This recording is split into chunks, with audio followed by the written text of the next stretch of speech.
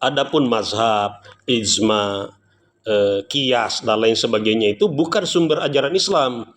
Itu Bismillahirrahmanirrahim. Assalamualaikum warahmatullahi wabarakatuh. Alhamdulillah rabbil alamin. Allahumma shalli ala Muhammad wa ala ali Muhammad. Alhamdulillah, pada sore hari ini saya sedikit merespon beberapa pertanyaan atau tuduhan terhadap salah satu ulama kita di Indonesia yang banyak diikuti, Ustadz Hadi Hidayat. Oleh sebagian orang menuduh Ustadz Hadi Hidayat ini tidak paham fikih, tidak paham agama, atau membuat ajaran-ajaran baru dengan statementnya Ustadz Hadi Hidayat bahwa dalam memahami agama yang dibutuhkan adalah Al-Quran dan hadis, bukan mazhab, ya, atau kurang lebih seperti itu ya. Atau lebih tepatnya bahwa mazhab bukan menjadi sumber dalam memahami ajaran Islam. Nah, ini dianggap bahwa ajaran-ajarannya Ustadz Hadi Hidayat dan lain sebagainya. Yang perlu saya luruskan yang pertama bahwa yang meyakini bahwa sumbernya ajaran Islam bukan pada mazhab itu bukan hanya Ustadz Hadi Hidayat, tapi bahkan secara garis besar organisasi Perserikatan Muhammadiyah meyakini bahwa sumber ajaran Islam itu hanya dua, Al-Quran dan hadis. Selain dari itu bukan sumber ajaran Islam. Bagaimana kedudukan mazhab dalam pandangan Perserikatan Muhammadiyah atau pandangan Ustadz Hadi Hidayat? Nah, Muhammadiyah secara organisasi atau secara pribadi pun Ustadz Hadi Hidayat menganggap bahwa mazhab itu bukan sumber ajaran Islam, tapi salah satu metodologi di dalam memahami ajaran Islam. Jadi bukan sumber. Apakah Muhammadiyah atau Ustadz Hadi Hidayat menolak yang namanya mazhab? Mereka tidak menolak yang namanya mazhab. Mazhab itu hanya sebagai metodologi dalam memahami ajaran Islam. Apakah kalau kita memahami agama tanpa mazhab atau memahami fikih tanpa mazhab itu adalah sesat dan menyesatkan? Dan ini yang dianggap oleh sebagian orang. Kalau kita memahami bahwa memahami fikih tanpa mazhab itu sesat, maka bisa dikategorikan orang-orang yang hidup sebelum adanya mazhab Syafi'i, mazhab Maliki, Hambali, dan Hanafi itu sesat semua kalau begitu. Tidak bisa kita menyatakan demikian. Nah, poinnya yang saya ingin jelaskan adalah pemahaman bahwa memahami fikih atau memahami ajaran Islam itu kembali kepada Al-Quran dan Sunnah adalah bukan pemahaman atau ajarannya Ustadz Hadi Hidayat. Ini merupakan pemahaman yang sudah lama digariskan, ditetapkan oleh Perserikatan Muhammadiyah, dan Ustadz Hadi Hidayat menjadi bagian dari warga Perserikatan Muhammadiyah yang memiliki pemahaman dan keyakinannya sama. Termasuk saya secara pribadi meyakini bahwa sumber ajaran Islam itu hanya dua, Al-Quran dan hadis. Adapun mazhab, ijma, qiyas dan lain sebagainya itu bukan sumber ajaran Islam. Itu adalah salah satu metodologi di dalam memahami ajaran Islam. Jadi sumber ajaran Islam adalah Al-Quran dan hadis. Nah, terus bagaimana cara Muhammadiyah dalam memahami berbagai macam hadis-hadis yang ada? Nah, inilah muncul istilah tarjih. Istilah tarjih. Nah, ini juga salah dipahami. Apa itu tarjih? Nah, terkadang saya lihat ada beberapa video yang dibuat di YouTube yang dikirimkan ke saya, memang ada kesalahpahaman memang terhadap makna tarjih itu sendiri. Yang dianggap tarjih itu adalah memilih dalil yang dianggap kuat kemudian menyalahkan dalil-dalil yang lain. Nah, ini pemahaman yang keliru. Tarjih itu bukan memilih dalil yang dianggap kuat kemudian menyalahkan yang lain, bukan. Tidak ada, bukan begitu masuk tarjih. Coba kalau kita lihat bagaimana sih definisi tarjih sebenarnya. Yang dimaksud dengan tarjih itu adalah istilah tarjih itu adalah istilah yang berasal dari ilmu usul fikih. Ya. Sekali lagi, tarjih adalah istilah dalam ilmu usul fikih.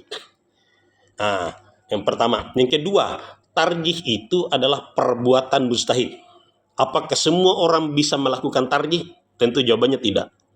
Hanya mereka yang mustahid, orang yang memiliki kapasitas atau kemampuan dalam melakukan beristihad. Siapa itu? Ya para ulama paling tidak menguasai ilmu nahwu, ilmu sharaf dan memiliki pemahaman beberapa kitab, itulah mereka disebut mujtahid.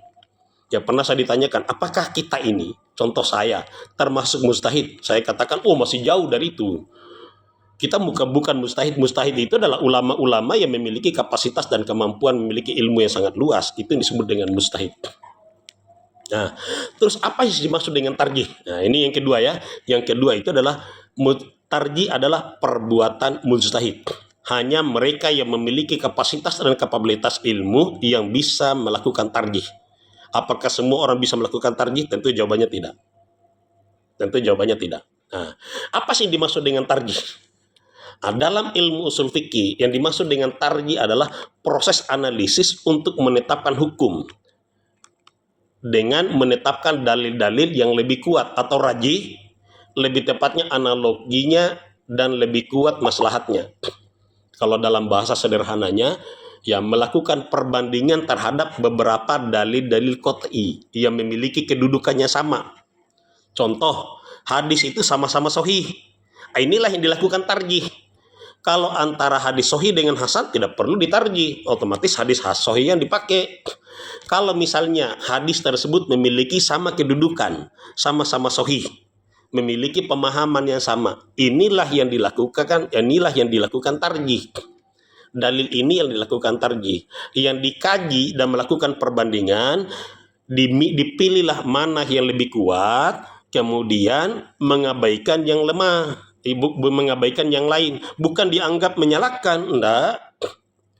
Jadi tarjih itu adalah menetapkan atau memilih dalil yang dianggap paling kuat, kemudian mengabaikan, bukan dalam arti meninggalkan, bukan dalam arti menyalahkan, bukan. Gitu ya. Ini perlu diluruskan. Ini hal yang ketiga.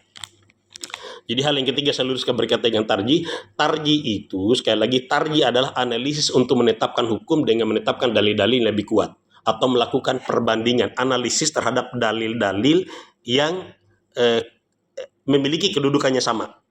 Ya, kemudian dipilihlah mana yang lebih kuat. Nah, dipilihlah mana yang lebih kuat. Nah, kalau dalam ilmu disebut dengan ta'arud al-adillah. Sebenarnya tarjih itu bukan langkah yang utama. Kalau terjadi ta'arud al-adillah dalam keyakinan yang dimiliki oleh Muhammadiyah itu ada beberapa tahapan.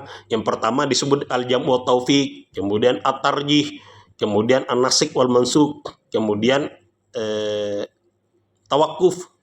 Nah, inilah yang harus diyakini oleh kita. Jadi tidak langsung ditarjih begitu maksud. Nah, ini hal yang ketiga yang perlu saya sampaikan kepada teman-teman.